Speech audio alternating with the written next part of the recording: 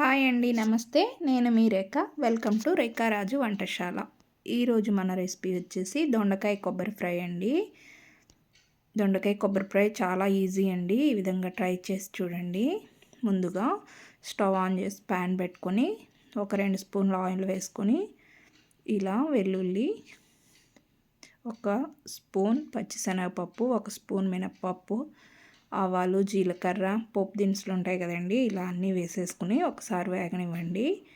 తర్వాత ఒక 4 పచ్చిమిర్చి చీల్చుకుని ఈ విధంగా వేసుకోవాలి. తర్వాత ఒక కప్పు ఉల్లిపాయ ముక్కల్ని ఇలా చీల్చుకుని ఉల్లిపాయ ముక్కలను కూడా వేసేసుకుని కొంచెం ఉప్పు, పసుపు వేసుకుని మగ్గనివ్వాలండి.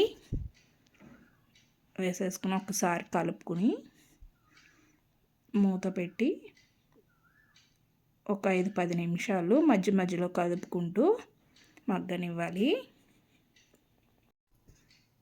ఇలా కొంచెం మగ్గిన తర్వాత ఇప్పుడు ముందుగా కట్ చేసి పక్కన పెట్టుకున్నానండి నేను దొండకాయల్ని. ఒక 1/2 కిలో దొండకాయలని ఇలా నిలువుగా చీల్చుకుని ఈ విధంగా ఈ ముక్కల్ని ఇందులో వేసేసుకొని ఒక్కసారి మొత్తం కలుపుకోండి.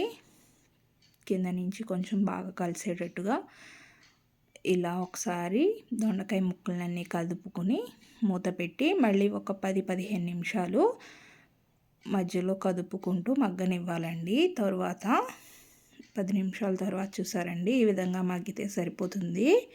ఇప్పుడు ఇందులో పచ్చి కొబ్బరికాయ ఒకటి కొట్టుకొని ఒక చెక్క ఇలా తురుముకున్నానండి.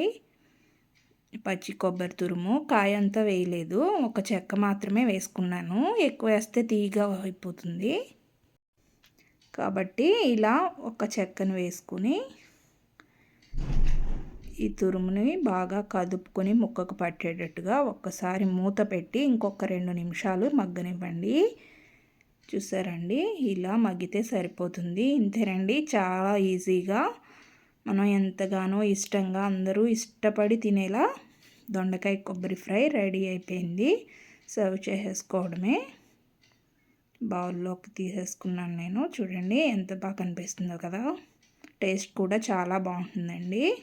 మీ ఇంట్లో కూడా ఒకసారి ట్రై చేసి చూడండి. ఎలా వచ్చిందో నాకు కామెంట్స్లో చెప్పండి. మరిన్ని వీడియోస్ కోసం మన ఛానల్ని సబ్స్క్రైబ్ చేసుకోండి. Thanks for watching.